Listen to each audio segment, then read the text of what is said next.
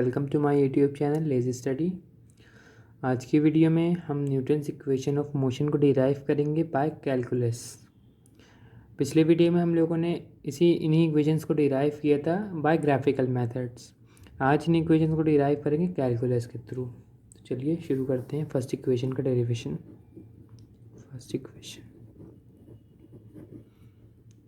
हम लोग को एक मोशन कंसिडर करते हैं। एक ऑब्जेक्ट है, उसका इनिशियल वेलोसिटी u है और इस इंस्टेंस पे हम लोग टाइम को t = 0 मानेंगे। यहाँ से मतलब हम लोग कंसीडर कर रहे हैं मोशन, इसलिए इस पॉइंट को हम लोगों ने t = 0 दिया है। उस पर हम लोग कुछ फोर्स लगाते हैं। फोर्स की वजह से उसका एक्सेलरेशन होगा और आफ्टर टाइम t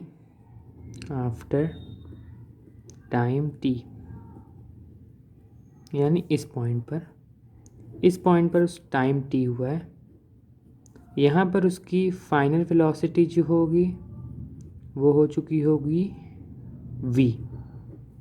और इस पूरी जर्नी में जो एक्सेलरेशन होगा, मैंने कहा है कि equation of motions uniform acceleration में होगी, तो इस पूरी जर्नी में कांस्टेंट एंड यूनिफॉर्म एक्सेलरेशन लगेगा, वो है a का।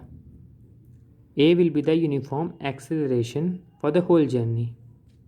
देन अब इस जर्नी में हम लोग एक छोटा सा एक ईच इंस्टेंस का मोशन कंसिडर करेंगे। सपोज दिस यहाँ पर, तो इस छोटे से इंस्टेंस के लिए एक्सेलरेशन क्या हो जाएगा, छोटी सी वेलोसिटी को हम लोग क्या बोलते हैं dv, और छोटे से टाइम इंटरवल को हम लोग क्या बोलते हैं dt। तो dv = adt। ये समझ में आया ना। छोटा सा हम लोग एक इंस्टेंस का मोशन कंसिडर करेंगे। इस छोटे से इंस्टेंस की छोटी सी वेलोसिटी dv और छोटा सा टाइम dt लिखेंगे। अब देखिए हमको ये मिला, तो हम लोग फिर से लिखते हैं dv = adt। अब हम लोग इंटीग्रेट करेंगे बोथ साइड। इंटीग्रेशन, लिमिट्स क्या लगेंगी, ये क्या है वेलोसिटी, तो लिमिट्स भी वेलोसिटी के टर्म्स में लगेंगी। इनिशियल वेलोसिटी u है, फाइनल v है, uv। यहाँ पर देखिए a तो कांस्टेंट है, यूनिफॉर्म है, बाहर चला आएगा, चेंज नहीं हो रहा है a। t क्या है, t के टर्म्स में हम लोगों को लिमिट लगानी है। t फर्स्ट इंस्टेंस पर 0 था और फाइनल पे t हो गया, तो 0t। dv का इंटीग्रेशन क्या होता है, v होता है। v ये ऐसे लिखेंगे अब हम लोग, इज इक्वल टू a बाहर, dt का इंटीग्रेशन t होगा 0t। इस पर हम लोग पहले ये सब्स्टिट्यूट करेंगे माइनस ये v - u = a।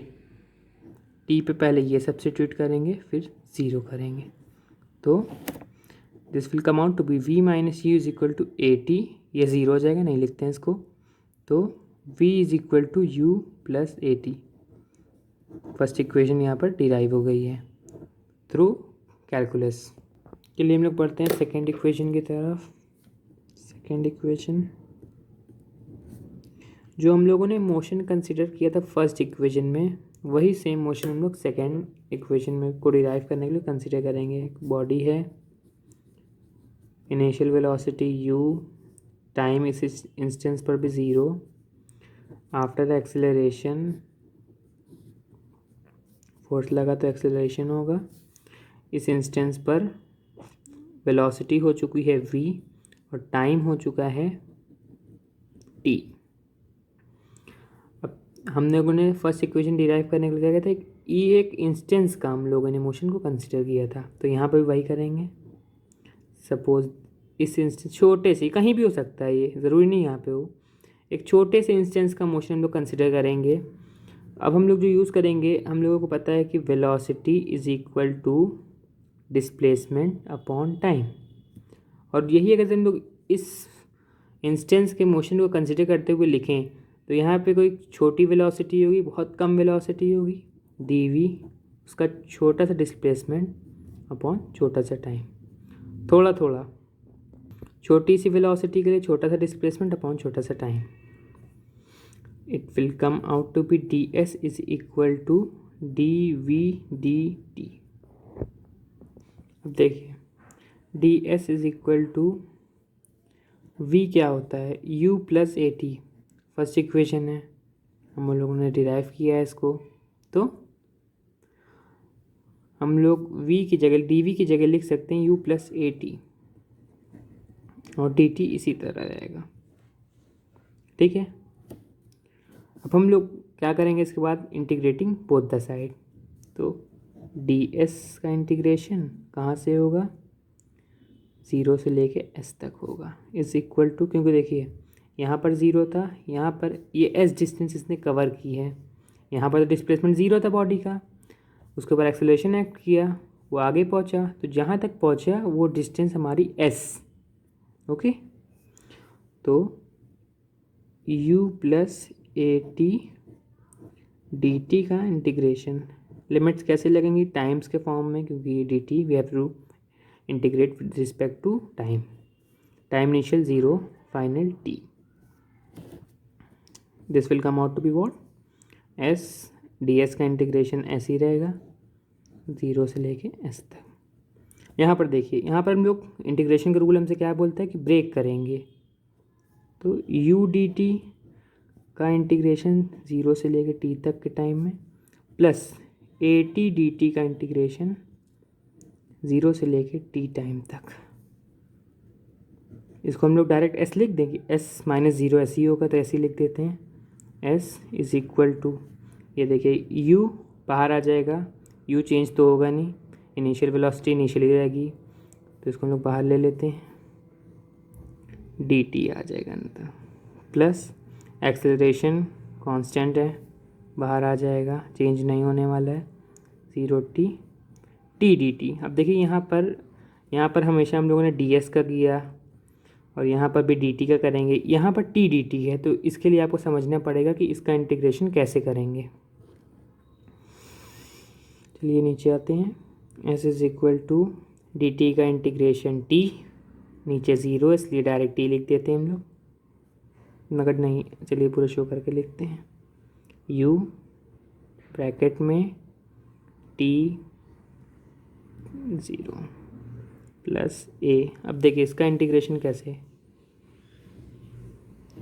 0 t यहाँ पर 1 है, 1 प्लस 1 अपॉन 1 प्लस 1, यही तो इंटीग्रेशन का रूल हमसे बोलता है कि जो पावर हो उसमें 1 ऐड कर दें, डिनोमिनेटर में भी 1, जो पहले पावर हो उसके साथ प्लस 1 ऐड कर दें। s is equal to u s a, t की जगह t रखेंगे फिर 0, तो ये t रह जाएगा, प्लस a, t की जगह t रखेंगे फिर 0 रखेंगे, तो ये भी वैसा ही हो जाएगा, t स्क्वायर ही बचेगा, अपॉन 1 प्लस 1 2, so this will comes out to be u t plus half a t square. Hence, the second equation of motion has been also proved by using calculus. चलिए चलते हैं हम लोग अपने थर्ड एंड लास्ट इक्वेशन की तरफ। Third equation same motion consider होगा इस केस में भी, बॉडी u वेलोसिटी टाइम 0, यहाँ पर s भी चलिए 0 लिख देते हैं समझने के लिए, यहाँ पर भी जब पोजीशन ही नहीं चेंज हुई है बॉडी की तो डिस्प्लेसमेंट तो कुछ होगा नहीं, यहाँ तक एक्सेलरेशन हुआ, फाइनल पॉइंट पे वेलोसिटी v हो गई, टाइम t हो गया, और जो डिस्प्लेसमेंट इसने कवर किया है वो s is equal to s, मतलब डिस्प्लेसमेंट लिख देते हैं, displacement is equal to s। Acceleration पूरी जर्नी में लगा है a, यूनिफॉर्म एक्सेलरेशन। एक्सेलरेशन को हम लोग अगर से डिफरेंशिएशन के टर्म्स में लिखेंगे तो a is equal to change in velocity upon change in time, यही होता है acceleration, change in velocity upon change in time. अगर से हम लोग डिनोमिनेटर और न्यूमरेटर में ds से मल्टीप्लाई कर दें तो इक्वेशन पर कोई फ़र्क नहीं पड़ना है, तो a इन दोनों को स्विच कर देंगे, d by d s into d s by d t. Easy है, इसको इधर लिख दिया, इसको इधर लिख दिया। D s by d t क्या होता है? Change in displacement upon change in time.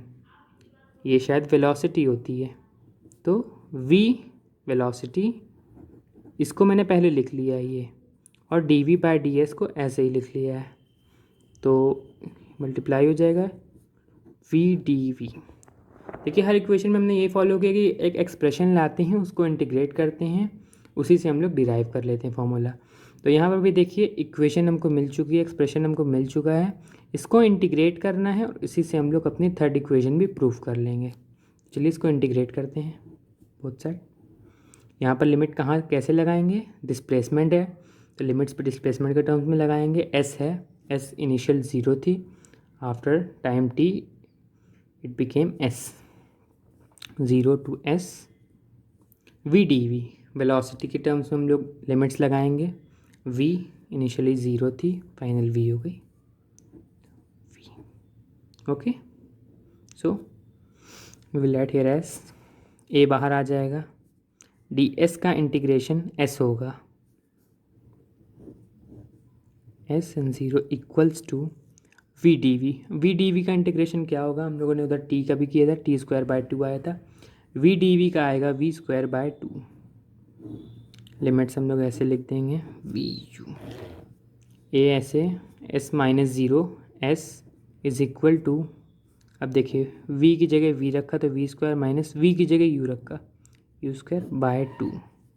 So this comes out to be 2as is equal to v square minus u square.